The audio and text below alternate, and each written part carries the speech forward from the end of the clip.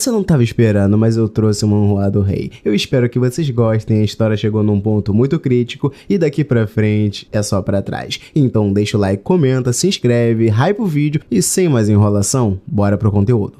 No começo, alguém diz que nunca acreditou no fenômeno que as pessoas chamavam de a luz no fim do túnel. E essas raras ocasiões onde, depois de passar por experiências de quase morte, as pessoas dizem que viram uma luz, com um suor frio escorrendo pelos seus rostos. E ainda assim, ele está ali, naquele suposto túnel. Mas ele se pergunta como ele morreu, afinal a última coisa que ele se lembra é de estar sozinho em seu quarto, olhando de cima para a cidade e tudo que acontecia lá embaixo, quando ele sentiu seu corpo pesado ao ir se deitar. Ele se questiona se foi envenenado ou foi assassinado, e Gray força a si mesmo a pensar nisso, pois muitos lhe queriam morto, afinal, ele era um rei. Ele fala que não importa o quanto ele queira entender a sua morte, ele não pode fazer mais nada sobre isso. Ele fala que não tem escolha a não ser deixar isso de lado, e é melhor não ter nenhum coro de bebês com asas no fim. Então ele vê uma luz que fica cada vez mais forte, e alguém fala com um homem ou uma mulher dizendo que ele é um garoto saudável. Então ele se pergunta se acabou de nascer, e nota que a luz no fim do túnel é a luz que passa através de uma mulher no momento do nascimento, mas ele pensa que isso não é importante, e seus pais continuam elogiando ele. Ele fala que onde quer que esteja, ele consegue entender o idioma, e isso é um bom sinal. Ele fala sobre aquele brilhante e gentil sorriso que permeia amor materno. Ele fala que não pode deixar de pensar no quão linda e encantadora ela é. E ele também fala que com um maxilar forte, um olhar feroz e afiado, ele tem certeza que aquele homem é sério e severo. Porém, aquele mesmo homem que ele acabou de elogiar começa a pedir para o seu filho que acabou de nascer chamá-lo de papai. E isso faz Art esquecer todo elogio que fez para ele. Então ele pensa nos seus arredores, que parecem bastante normais. E ele pensa também em tudo que está vendo nas paredes, se perguntando onde é que ele está. Então é dito que as semanas foram passando lentamente, e apesar de sua mãe, Alice, ser gentil e de bom coração, ela é quem mantém as rédeas da família. Ele fala que seu pai, Reynolds, é um homem confiável e carismático, se ele ignorar a sua ocasional infantilidade. E ele fala que enquanto ele estava feliz por ter nascido em uma família amorosa, sua vida era repleta de dificuldade, que ele não desejaria nem para os seus inimigos. E ele fala sobre o pouco controle sobre seus membros, e também a inabilidade em controlar a necessidade daquela prisão de carne onde ele estava. Então ele se lembra de ser trocado pela sua mãe e ficar com bastante vergonha. E ele fala que talvez os anos de fortalecimento mental como o rei, um representante do seu país, e a pequena fagulha de esperança que tudo isso seja apenas um sonho, foram as duas únicas coisas que manteram a sua sanidade. E ele fala que parece que ele foi transportado para o passado, um período arcaico. E ele se pergunta se no passado as pessoas carregavam armas tão normalmente. E ele presume que aqueles frascos com líquidos de aparência suspeita que eles estão negociando com medicamentos estão sendo vendidos legalmente. E sua mãe fala pra Art que ele deve estar cansado, perguntando que tal eles voltarem pra casa agora. E nisso ele começa a adormecer. E nisso, um tempo depois ele fala que conhecimento é força. Ele teve acesso aos seus arredores nas últimas semanas. E ele está confiante que sabe o que ele espera. Então seu pai lhe pega no colo, perguntando como seu garotinho está. E nisso ele começa a atacar a criança pra cima. E sua mãe pergunta o que ele tá fazendo. E o garoto, por sua vez, pensa que isso é esperado de um corpo tão fraco. E ele fala que nunca pensou que seria reduzido a tal estado por um simples arremesso. E o pai dele continua falando que o seu pai fazia isso quando ele era pequeno. E fala que seu filho deve estar se divertindo. Mas o garoto, por sua vez, está quase vomitando, até que o pai dele se descuida e bate com o joelho do garoto numa quina. E então a mãe dele aparece muito bolada atrás, pois ele fez o garoto chorar. E ela tenta acalmar Art, falando pra ele que vai arrumar aquilo, usando magia na sua frente. Então o garoto fica maravilhado com o que está vendo e pensa que talvez tenha falado muito cedo, pois no fim das contas, ele não entende nada desse mundo.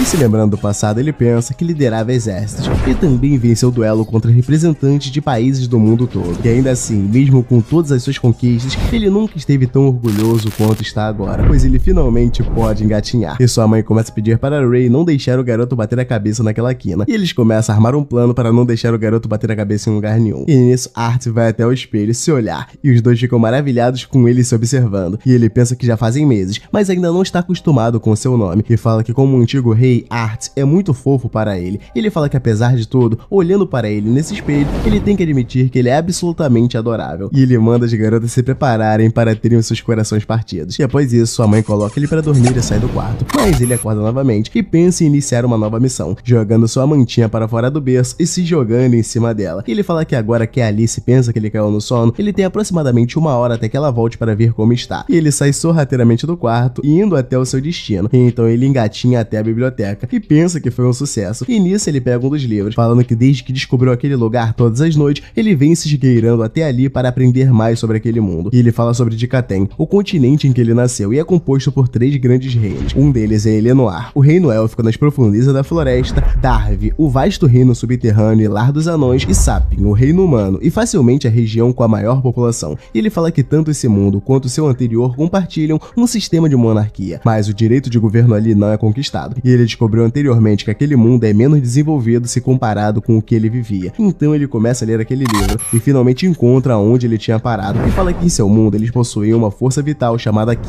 usada pelos praticantes para fortalecer os seus corpos e armas através de um treinamento rigoroso. Mas esse mundo que ele está tem uma força similar chamada de mana, porém diferente do Ki, que existe somente dentro de uma pessoa, a mana está espalhada por todos os lados. E ele continua lendo bastante confortável, e ele pensa que o poder de controlar a mana é em sua maioria genético, e geralmente apenas 1 a cada 100 crianças possui aquela habilidade. E ele fala que a mana pode ser utilizada de várias formas, e as 2 formas mais comuns são fortalecimento e conjuração. E ele fala que fortalecedores incorporam a mana em seus corpos, permitindo que eles aprimorem a sua força, agilidade e capacidades defensivas. Contudo, a sua fraqueza é o seu alcance limitado, e feiticeiros emitem mana para fora de si, permitindo que manipulem seus arredores de acordo com as suas vontades. Porém, eles devem usar a mana dos seus arredores para complementarem seus feitiços. Então ele fala que sua mãe é o que eles chamam de desviante, mais especificamente uma emissora. Ele fala que são um tipo raro de mago, capazes de conjurar um tipo único de mana com propriedade de cura. Ele fala que, de acordo com aquele livro, o despertar de um mago ocorre entre o início da puberdade e o fim da adolescência. E ele fala que é quando seus núcleos de mana se manifestam. E o núcleo de mana é estranhamente similar ao centro de Ki da sua vida anterior. E para formar o seu centro de Ki, as crianças são ensinadas a meditar, para sentir as partículas de mana espalhadas pelos seus corpos e as reunir em um único lugar. E assim ele começa a pensar em colocar em prática. E ele fala que imagina que deva ser igual na sua vida passada, e assim ele consegue rapidamente reunir um pouco de energia no centro do seu abdômen. E quando ele pensa que está funcionando, sua mãe vai e pega ele, pensando que ele lhe deixou preocupada. Mas nisso ela pergunta para Art se ele está tendo dificuldade para fazer cocô, mas ele fica bolado com sua mãe, pois ele estava prestes a iniciar a sua jornada para ser o maior mago do mundo, e manda ela não lhe fazer parecer um bebê com prisão de ventre. Mas nisso ela acaba sentindo a catinga que estava vindo da sua fralda, e pensa que ele não deve estar tendo nenhuma dificuldade, e fala que é hora de lhe trocar. E ele pensa que durante a sua concentração ele realmente acabou sujando sua fralda, mas fala que o motivo para a falta de desenvolvimento tecnológico ele acabou descobrindo, e está ali, é devido à existência da magia. E assim, um tempo depois, sua mãe começa a escrever, falando que fazem 2 anos, e ela fala que ainda assim, a cada dia que se passa, parece que está aprendendo ainda mais sobre o seu bebê. E ela fala que chegou a uma conclusão de que Arthur deve ser o bebê mais fofo que existe. Então ela fala que com seu pequeno cabelo castanho avermelhado e com seus olhos azul celeste que olham para ela de forma quase inteligente, ela sabe que se ela não se tornar uma mãe confiável e rigorosa, ele vai entrar em apuros futuramente. E ela também fala que não é como se ela pudesse confiar em Rei.